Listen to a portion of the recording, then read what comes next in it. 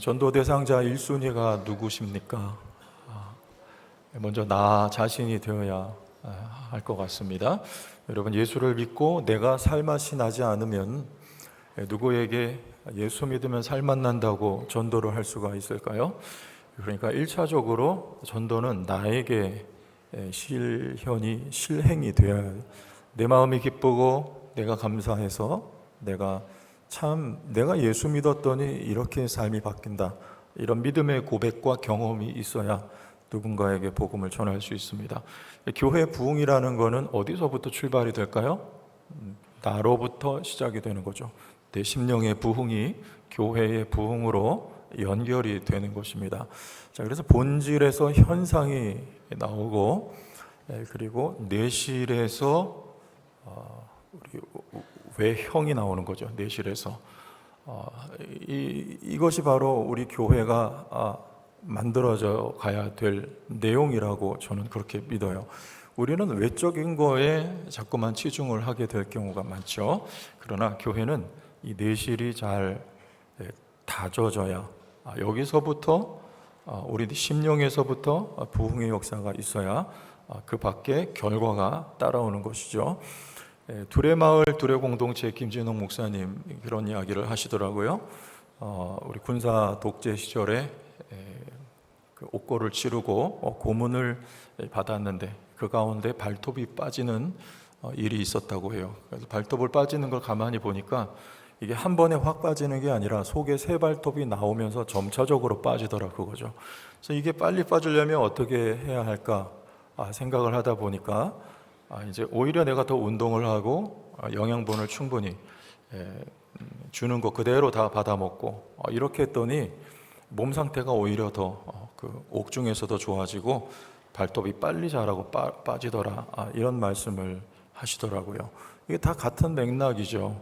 우리가 어디에 먼저 마음을 써야 할까, 본질과 그리고 내실을 다지는 일에 우리 교회도 또 여러분 가정도 마찬가지라고 그렇게 생각을 합니다.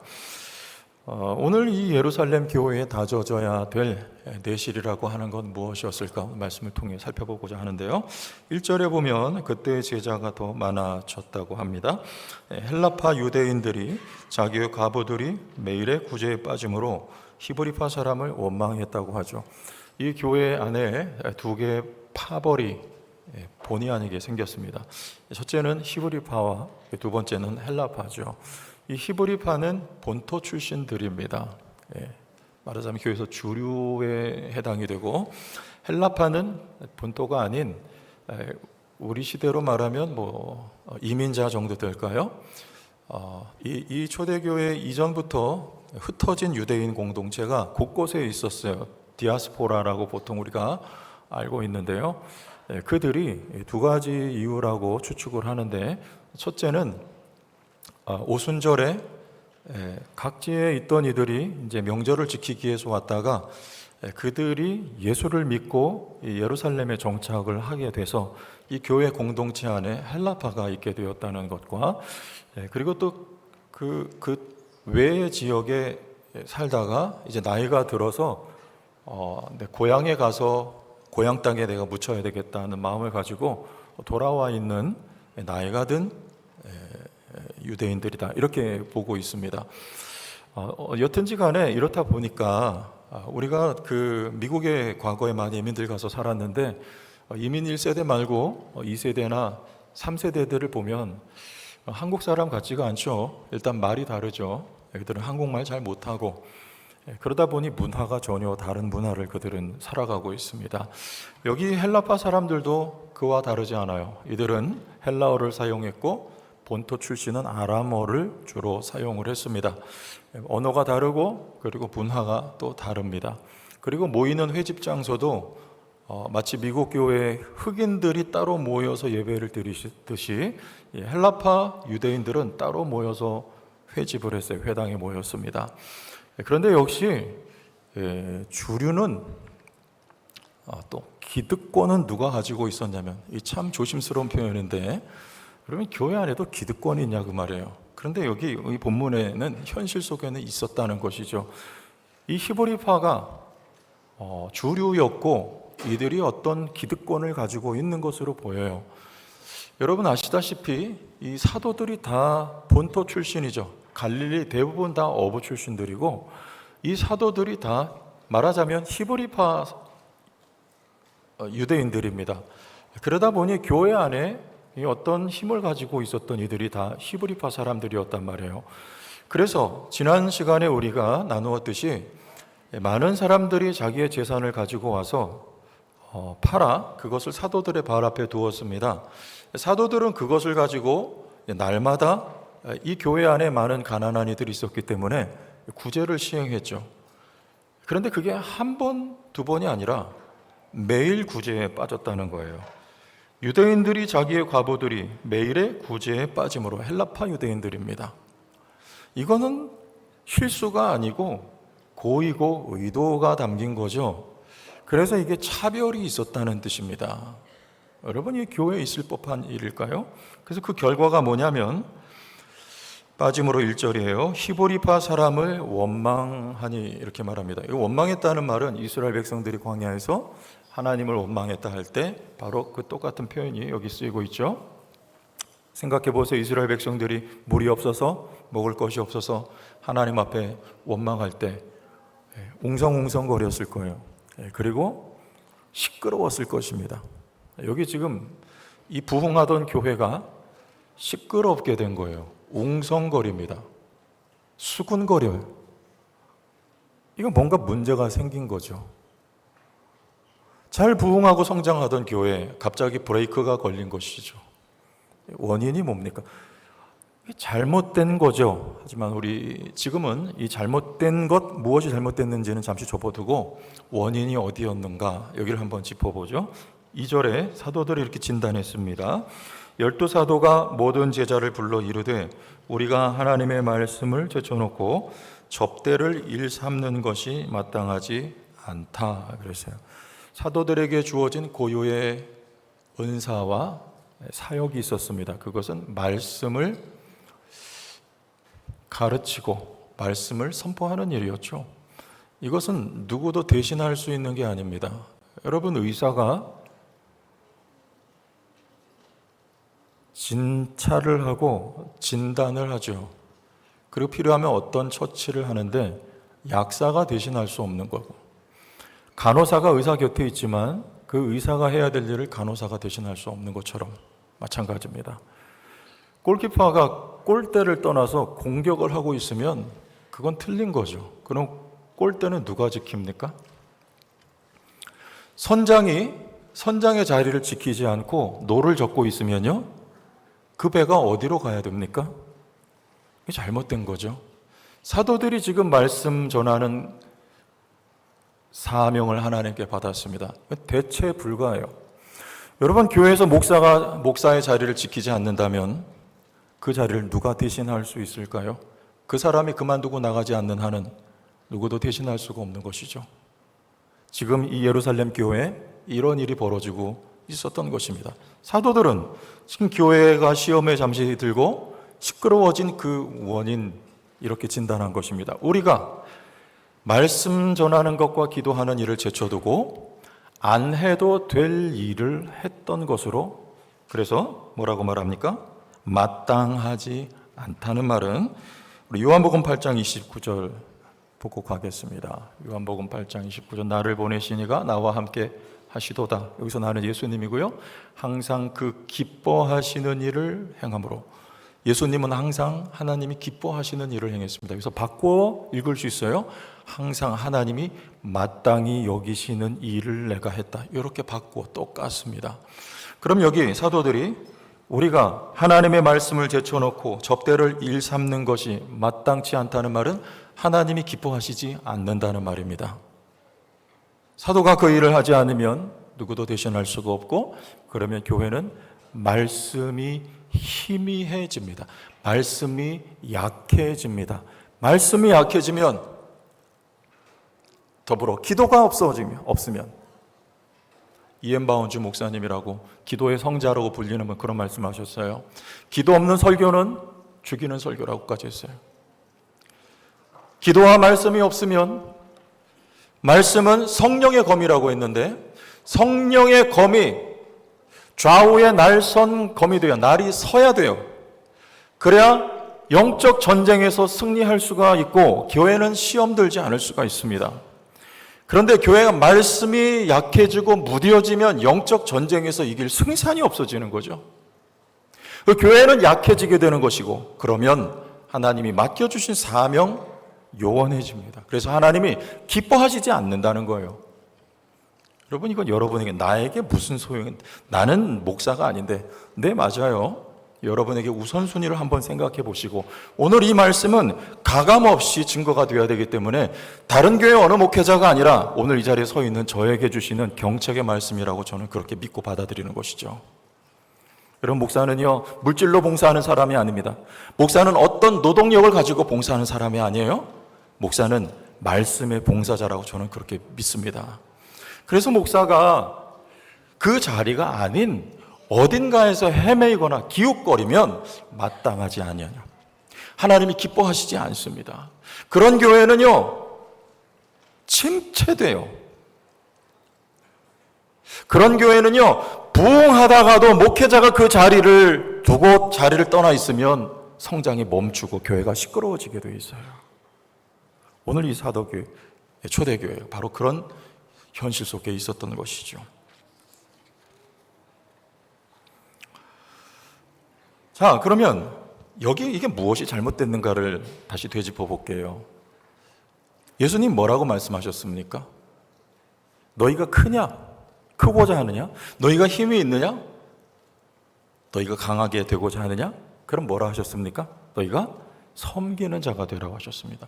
이것이 예수님의 말씀이에요. 나는 섬김을 받으려 하지 않고 도리어 섬기러 왔다 말씀하셨어요. 예수님이 그렇게 오신 분이니 머리 대신 교회는 여러분 어떤 교회가 되어야 되겠습니까?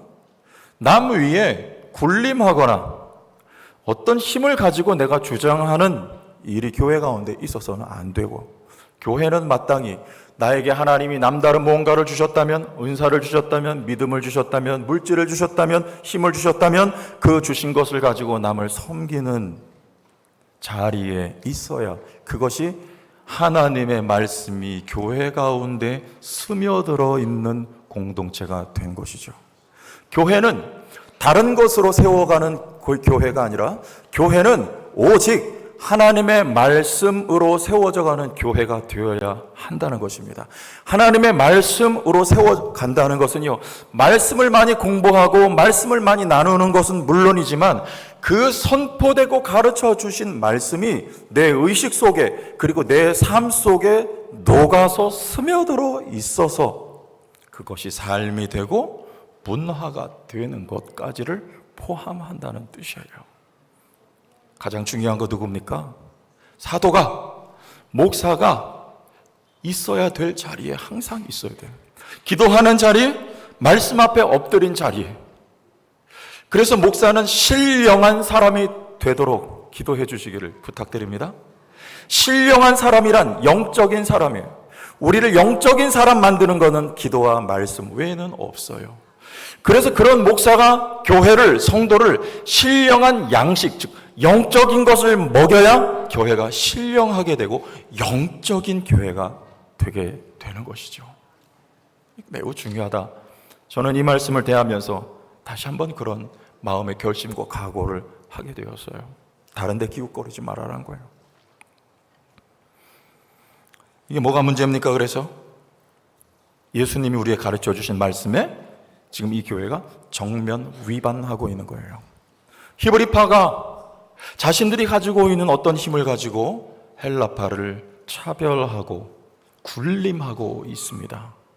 여러분, 그래서 이거는요, 교회 안에 있는 항상 가치관 전쟁이에요. 지금 이들 속에 스며들어 있는 이 가치관이라고 하는 건 새 속의 가치관이에요. 세상에선 그렇게 권력 잡으면 권력 못 잡은 자는 다 죄인 되는 거. 역사 속에 있었던 일이고 오늘도 항상 있습니다. 대통령이 왜 항상 감옥에 가야 됩니까? 저는 어떤 정권을 비난하는 거 아니에요. 우리 역사 속에 항상 있었던 거예요. 고대 역사 속에 있었던 거예요. 누군가가 힘을 가지면 힘을 못 가진 이는 여러분 감옥 가야 되는 거죠. 세상의 방식, 사고방식. 가치관. 그러나 너희는 그렇지 않아. 너희는 섬기는 자가 되어. 너희는 다른 사람을 세워주는 자가 되고, 너 자신의 성공을 위하여 타인을 이용하지 말고 다른 사람이 잘 되기 위해서 너 자신의 밑거름이 되어주라는, 이게 바로 성경적인 가치관이 어디예요? 교회 안에 이 말씀, 이 가치관이 다져져야 하나님이 그 교회에 지속 복을 주시고 하나님이 그런 공동체를 쓰실 줄로 믿습니다. 목사는 항상 목사의 자리에, 여러분은 항상 여러분에게 맡겨진 자리에 있어야 되는 거예요. 그래서 사도들이 내린 비책입니다. 5절 말씀을 다 같이 보시죠. 5절 시작. 온 무리가 이 말을 기뻐하여 믿음과 성령이 충만한 사람 스데반과 또 빌립과 프로고로와 니가노로와 디몬과 바메나와 유대교에 입교했던 안디옥 사람 니골라를 택했습니다. 7명의 중직자를 세워서 말하자면 사도들이 다 할 수 없습니다. 그런데 이 사람들의 이름을 보면 하나같이 히브리식 이름이 아니요 헬라식 이름이에요. 스데반, 또 빌립, 기타 쭉 나오고 니골라까지, 이게 다 헬라파 유대인들을 중직자의 자리에 말하자면 세운 것이죠. 여러분, 교회 가운데 강자가 군림하던 말하자면 그 교회 구도를 완전히 뒤집어 버린 거예요. 놀라운 사건입니다. 즉 사도들이 가지고 있었던 예수님께 배우고 부탁을 받은 그 말씀이 다시 말씀의 자리에 선 것이고, 그 말씀이 어떤 정보로 우리의 뇌 속에 머물러 있는 것이 아니고 이것이 교회 공동체 안에 삶으로 지금 녹아지기 시작했다는 뜻입니다. 이 약한 자들이, 배제당할 수 있을 법한 이 사람들이 교회의 직분자들로 하나같이 세워졌어요. 여러분, 하나님의 말씀은 교회 가운데 실제가 되어야 되고 생활이 되어야 되고 교회 구조가 되어야 되고 정신이 되어야 할 줄로 믿으시기를 바랍니다. 그렇게 되기를 원합니다. 여러분, 직분자들을 세우는 임직식을 한번 하면 교회마다 몸살을 앓죠. 그래서 목사님들이 웬만하면 임직식 피해가려고 그래요. 한 번 하고 나면 힘들어, 목사님들이. 왜 그렇습니까? 왜 그래야 돼요?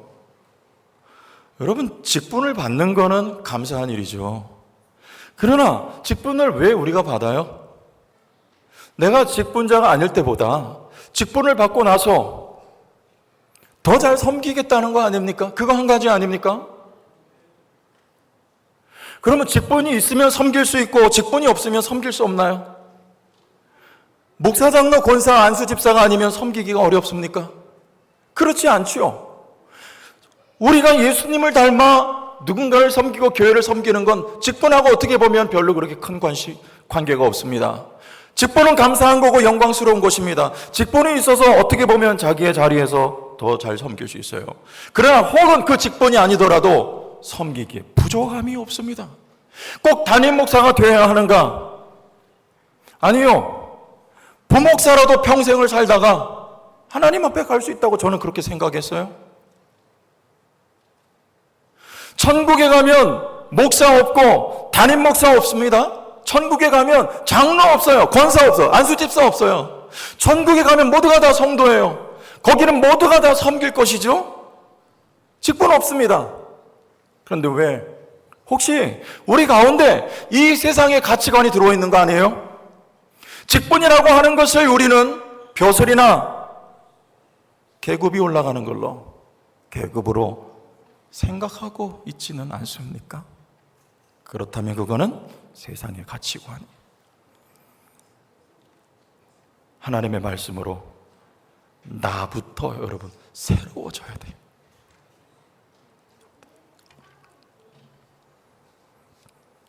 그래서 이 비책을 통해서 두 번째, 사역 분담이 이루어졌어요.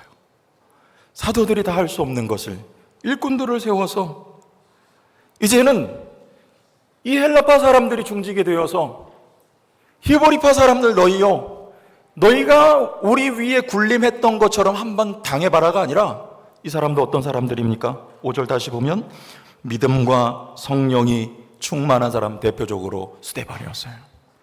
믿음과 성령이 있어서, 성령은 어떤 영입니까?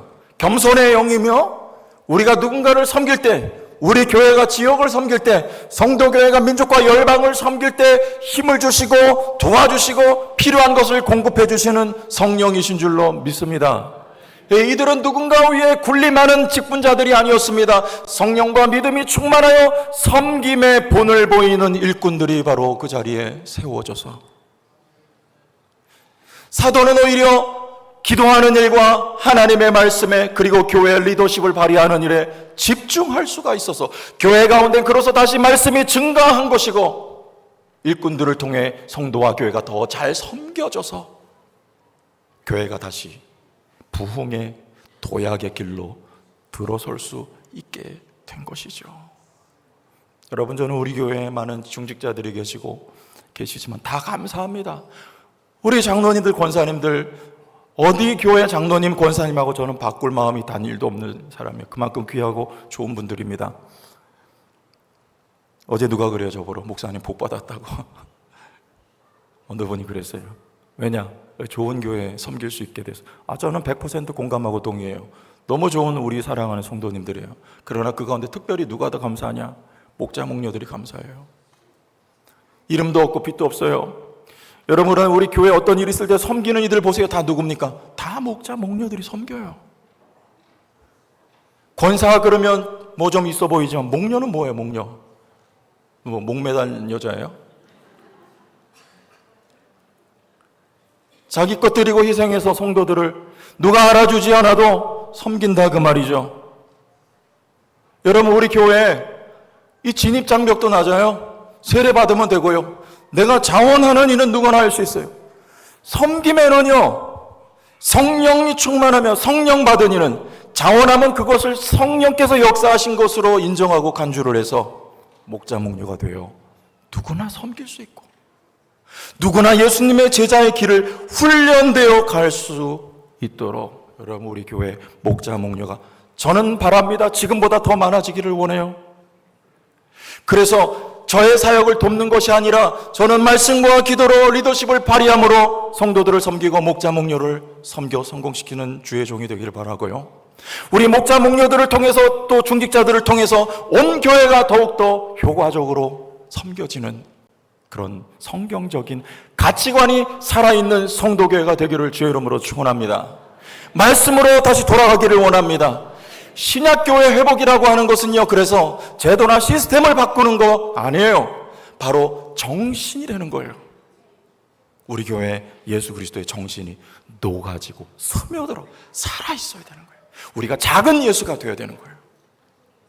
그러면 여러분, 그 교회 다시 부흥합니다. 다시 성장합니다. 하나님이 복을 주십니다. 왜요? 말씀 보세요. 7절을 다 같이 읽어봐요. 7절 시작. 하나님의 말씀이 점점 왕성하고, 거기까지. 자, 교회에 무엇이 왕성합니까? 물질이 왕성합니까? 먼저 사람이 모여듭니까? 아니요. 먼저 말씀이 왕성한 거예요. 말씀이 살아 움직여 좌우에 날선 검이 되며 세상의 잘못된 가치관을 다 도려내버리고, 이제 말씀이 성도들의 의식이 되고 문화가 되어 있는, 말씀이 살아있는, 말씀이 증가되어 있는 상태가 먼저 오는 거예요. 이게 바로 부흥의 시발점인 거예요. 기도해 주세요. 우리 교회 하나님 말씀이 왕성하게 하옵소서. 목사가 먼저 깨어있게 하옵소서. 그랬더니 하나님의 말씀이 다 같이 왕성하여 시작.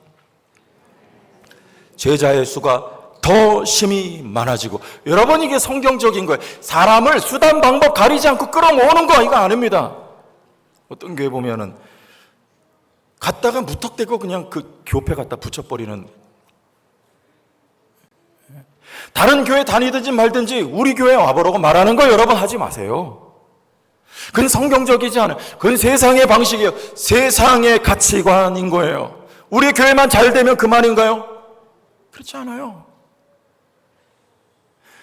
여기 수가 많아진 거는요, 더 심히 많아진 거는 하나님이 보태주신 거예요. 하나님이 보내주신 거예요. 교회 안에서부터 내실이 다시 다져지기 시작하자 이 교회를 통하여 열방이 섬겨질 수 있도록 하나님이 이 교회에 복을 주신 결과, 이 교회 사람을 모아주신 결과가 바로 수적인 증가가 된 것입니다. 여러분, 우리 교회가 내실이 먼저 다져지기를 축복합니다. 말씀이 왕성해져야 돼요. 그러면 하나님이 복을 주시는 거예요. 놀라운 것은 더 심이 많아지고 허다한 제사장의 무리도 의도의 복종, 제사장들이 이제 제자리를 찾기 시작했습니다. 구약에 세워졌던 그 제사장들이 복음으로 말미암아 달라진 거예요. 섬기는 제사장이 된 것입니다. 당시에 대제사장과 제사장들은요, 모두가 다 군림하는 정치인들의 자리에 있었어요. 그러나 이제 이들이 구약의 회복이 다시 제자리에, 섬기는 자리에 머물게 된 것이죠. 이 교회 주신 사명이 뭐냐? 그것이 바로 우리 5절에 읽었던 맨 마지막에 나오는 인물 니골라. 어디 출신입니까? 출신지가 이 사람에게만 붙어 있어요. 안디옥 출신 니골라입니다. 여러분, 안디옥이 어디입니까? 이방 땅이에요. 첫 번째 이방인 교회, 첫 번째 선교사를 보낸 교회가 바로 안디옥 교회예요. 그 안디옥 출신이 니골라, 이방인인데 유대교로 회심했다가 다시 그리스도인이 된 경우입니다. 이 이방인이 교회 공동체 안에 유대인들 가운데 지금 지도자의 반열에 섰다는 것은 이 교회의 비전이 지금 이 한 사람을 통해서 예시되고 있는 거예요. 하나님이 왜 예루살렘 교회를 이처럼 엄중하게 다스리시는가?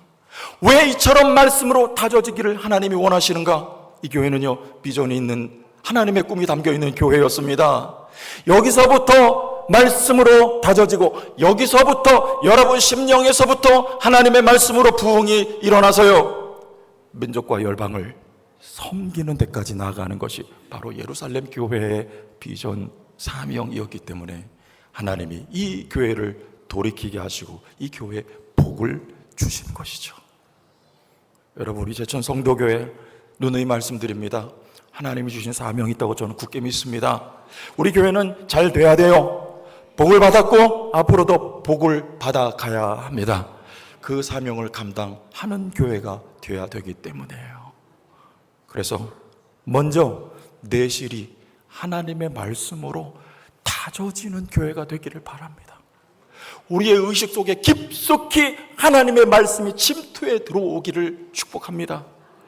교회가 시끄럽지 않고 잠잠하게 되며 평화롭게 되며 성령이 운행하는 교회가 되며 능력 있는 교회가 되어서 마치 씨 수소처럼 말이에요, 씨앗 교회가 되어서 주님이 우리 교회를 온 땅에 흩어 섬기게 하시는 놀라운 성령의 역사가 앞으로 지속되는 것을 여러분들 모두가 목도하게 되기를 예수님의 이름으로 축원합니다.